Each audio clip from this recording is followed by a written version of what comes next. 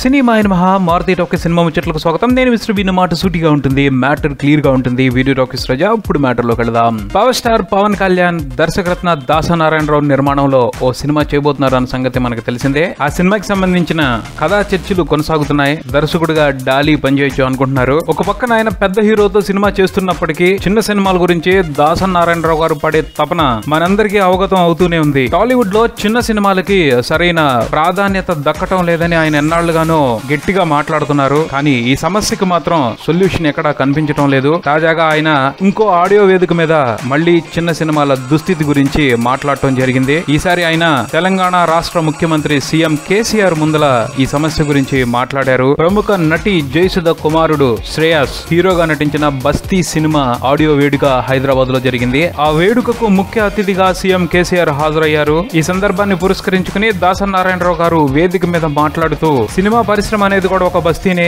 ప్రస్తుతం తెలుగు సినిమా పరిశ్రమ అనే బస్తీ పూర్తిగా పాడైపోయింది. చిన్న నిర్మాతలు ఆత్మహత్యలు చేసుకునే పరిస్థితి కనిపిస్తా ఉంది. ఆ బస్తీని కూడా బాగు చేయాల్సిన బాధ్యత సీఎం కేసీఆర్ గారి మీదే ఉంది అని చెప్పి అభ్యర్థించడం జరిగింది. ఈ విషయంపై గౌరవనీయులు సీఎం కేసీఆర్ మాట్లాడుతూ తెలుగు సినిమా పరిశ్రమకి వరాల జల్లు కురిపించారు. ఫిలిం నగర్ 2 ఏర్పాటు చేసుకుందామని, కొత్త స్టూడియోలు నిర్మించుకుందామని, ప్రస్తుతం స్టూడియోల పరంగా ఉన్న సమస్యలన్నింటినీ సాల్వ్ చేసుకుందామని, పేద కళాకారులకి స్థలాలు వచ్చేట్టు చూద్దామని, మొత్తంగా తెలుగు సినిమా ఖ్యాతిని ప్రపంచం మొత్తం గుర్తించేలా చేసుకుందామని, అందుకు అవసరమైన సపోర్ట్ తెలంగాణ గవర్నమెంట్ ఇస్తుందని, తెలుగు సినిమా పరిశ్రమలో ఉన్న దిగ్గజాలందరినీ కూర్చోబెట్టి మాట్లాడి ఒక ప్రణాళికను సిద్ధం చేసుకుందామని, ఆ ప్రకారం తెలుగు సినిమా అభివృద్ధికి బాటలు వేద్దామని ఆయన పిలుపునిచ్చారు. తెలుగు సినిమా పరిశ్రమకి విపరీతమైన ఆనందాన్ని కలిగించారు. సీఎం కేసీఆర్ గారు ఇచ్చిన హామీలు సగం నెరవేరినా కూడా ఇన్ఫ్రాస్ట్రక్చర్ పరంగా తెలుగు సినిమా నెక్స్ట్ లెవెల్ కి వెళ్ళిపోతుంది. అద్భుతమైన సాంకేతిక నైపుణ్యాలతో క్వాలిటీ తెలుగు సినిమాలను నిర్మించడానికి అవకాశం ఏర్పడుతుంది.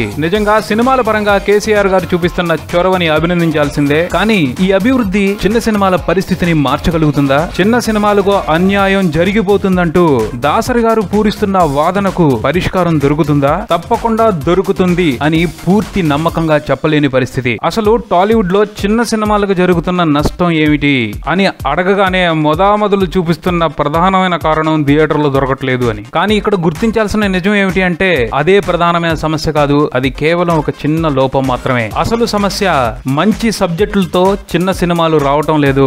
విషయం లేని సినిమాలని థియేటర్లకి వచ్చి చూసే తీరిక జనాలకు లేదు. ఎందుకంటే ఇంట్లో టీవీల్లో వచ్చేస్తున్న హిందీ డబ్బింగ్ సీరియల్సే మన చిన్న సినిమాల కంటే క్వాలిటీగా ఉన్నాయి, ఎఫెక్టివ్ గా ఉంటున్నాయి. ఇలాంటివి ఇంకా కొన్ని ఉన్నాయి. వాటిని గుర్తించి ఆ సమస్యల్ని ఎలా అధిగమించాలి అని ప్రయత్నాలు చేయకుండా వంకలు ఎత్తుక్కోవటం మాత్రం ఎప్పుడూ కరెక్ట్ కాదు. దాని వల్ల ఎటువంటి ఉపయోగం ఉండదు. జనాలను మెప్పించే కంటెంట్ అవసరానికి తగ్గట్టు సినిమాలో లేకపోతే కావాల్సిన థియేటర్ల చేతిలో ఉన్న నిర్మాత కూడా ఏమీ చేయలేడు అని చెప్పుకోవడానికి తాజా నిదర్శనం కేరింత సినిమాని బతికించుకోవడం కోసం దిల్ రాజు చెయ్యని ప్రయత్నం లేదు. కానీ ఆయన ప్రయత్నాలు సఫలం కాలేదు. ఇప్పుడు ఆ సినిమా సక్సెస్ అవటం చాలా కష్టంగానే కనిపిస్తుంది. ఈ విషయాన్ని బట్టి అర్థం చేసుకోవచ్చు టాలీవుడ్ లో చిన్న సినిమాల దుస్థితికి కారణం ఏమిటో అని. కేసీఆర్ గారు తన ప్రసంగంలో ఇంకో మాట కూడా చెప్పారు. యాక్టింగ్ నేర్చుకోవడానికి ముంబాయో ఢిల్లీయో వెళ్తున్నారు. ఇక్కడ ఇంత పెద్ద రేంజ్ లో సినిమాలు షూటింగ్ జరుగుతున్నాయి హైదరాబాద్ లో. ఇక్కడ ఎందుకని ఒక సరైన యాక్టింగ్ ఇన్స్టిట్యూట్ లేదు? అలాంటి వాటిని మీరెందుకు నెలకొల్పడం లేదు? దర్శకేంద్రులు, దర్శకరత్నలు ఉన్నారు కదా, వాళ్ళు ఎందుకని